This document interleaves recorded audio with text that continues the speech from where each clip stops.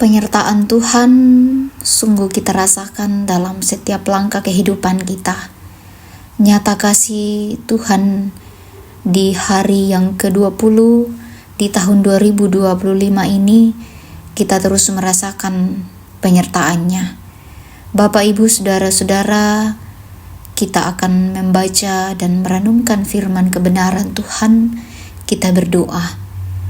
Kami bersyukur kepadamu Tuhan untuk segala kebaikan dan cinta-Mu yang luar biasa dalam hidup kami. Terima kasih di hari yang ke-20 hari di tahun 2025 ini. Kami terus merasakan penyertaan Tuhan. Kiranya Engkau senantiasa melanjutkan pemeliharaan-Mu bagi kami dalam kehidupan ini. Dan mengawali setiap kegiatan kami Tuhan, kami akan membaca dan merenungkan firman kebenaran-Mu. Terangilah hati dan pikiran kami, biarlah firman-Mu ini boleh kami pahami, bahkan kami lakukan dalam setiap langkah kehidupan kami.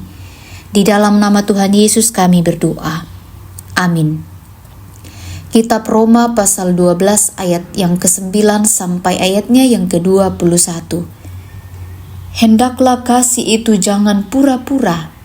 Jauhilah yang jahat dan lakukanlah yang baik. Hendaklah kamu saling mengasihi sebagai saudara dan saling mendahului dalam memberi hormat. Janganlah hendaknya kerajinanmu kendor, biarlah rohmu menyala-nyala dan layanilah Tuhan. Bersukacitalah dalam pengharapan, sabarlah dalam kesesakan, dan bertekunlah dalam doa. Bantulah dalam kekurangan orang-orang kudus, dan usahakanlah dirimu untuk selalu memberikan tumpangan. Berkatilah siapa yang menganiaya kamu, berkatilah dan jangan mengutuk. Bersukacitalah dengan orang yang bersukacita dan menangislah dengan orang yang menangis. Hendaklah kamu sehati sepikir dalam hidupmu bersama. Janganlah kamu memikirkan perkara-perkara yang tinggi, tetapi arahkanlah dirimu kepada perkara-perkara yang sederhana. Janganlah menganggap dirimu pandai. Janganlah membalas kejahatan dengan kejahatan. Lakukanlah apa yang baik bagi semua orang. Sedapat-dapatnya kalau hal itu bergantung padamu, hiduplah dalam perdamaian dengan semua orang. Saudara-saudaraku yang kekasih, janganlah kamu sendiri menuntut pembalasan, tetapi berilah tempat kepada murka Allah, sebab ada tertulis, pembalasan itu adalah hakku, akulah yang akan menuntut pembalasan, firman Tuhan. Tetapi jika seterumu lapar, berilah dia makan. Jika ia haus, berilah dia minum. Dengan berbuat demikian, kamu menumbuhkan bara api di atas kepalanya. Janganlah kamu kalah terhadap kejahatan, tetapi kalahkanlah kejahatan dengan kebaikan. Amin firman Tuhan. Dari bacaan kita ini diberikan satu tema hidup dalam kasih. Hidup dalam kasih, Bapak Ibu, adalah perintah Tuhan Yesus kepada kita. Kasih merupakan perasaan yang dimiliki oleh setiap manusia yang ditunjukkan melalui perbuatan kita kepada orang lain. Melalui kasih kita dapat menciptakan hubungan yang harmonis antara diri sendiri dengan Tuhan, keluarga, teman, dan juga orang di sekitar kita atau masyarakat. Paulus menyadari bahwa kasih dibutuhkan untuk membangun kehidupan baru yang melayani Tuhan dan manusia. Bagaimana mewujudkannya? Ada dua hal penting dalam nasihat Paulus terkait dengan kasih. Yang pertama, jemaat di Roma diperintahkan untuk memperhatikan natur atau sifat kasih, yaitu tidak berpura-pura, menjauhi yang jahat dan melakukan yang baik. Hal yang kedua, Bapak Ibu, saudara-saudara yang diberkati, mereka diperintahkan untuk mengasihi sebagai saudara. Paulus menasihati jemaat Tuhan untuk hidup dalam kasih yang benar dan melakukannya dengan tulus ikhlas, tanpa paksaan, tidak munafik, tidak melakukan yang jahat, melainkan yang baik.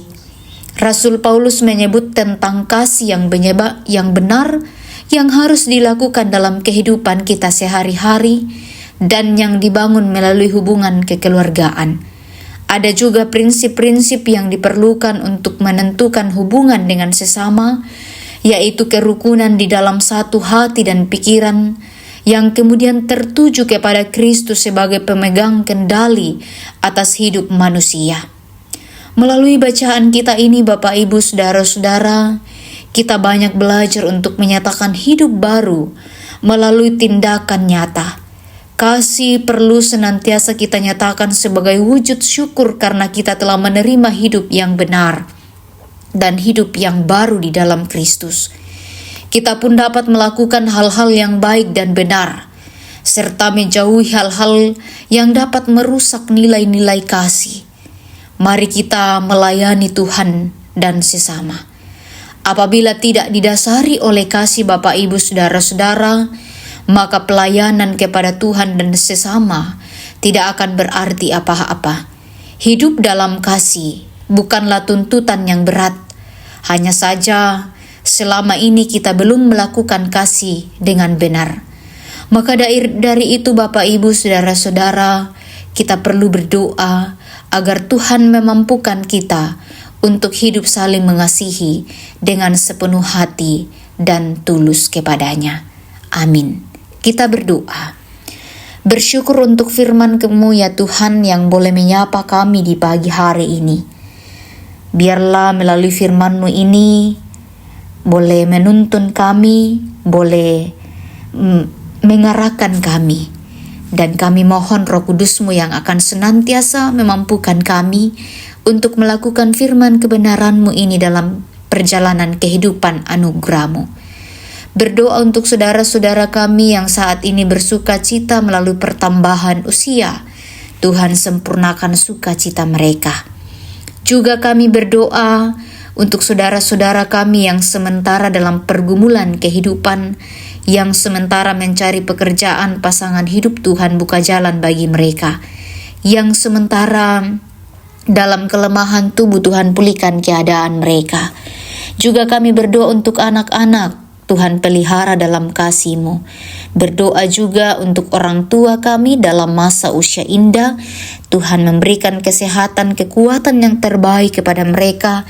Biarlah mereka terus bersuka cita menjalani kehidupan karunia-Mu. Kami pun berdoa untuk kegiatan kami saat ini, kami serahkan ke dalam tangan pengasihan-Mu. Berdoa juga untuk pemerintah, bangsa, dan negara kami. Tuhan topang dalam kasih-Mu dan biarlah kami terus merasakan damai sejahtera. Ya Bapa kami dalam kerajaan sorga, seluruh kehidupan kami saat ini kami serahkan ke dalam tangan pengasihan-Mu. Dalam nama Tuhan Yesus kami berdoa. Amin.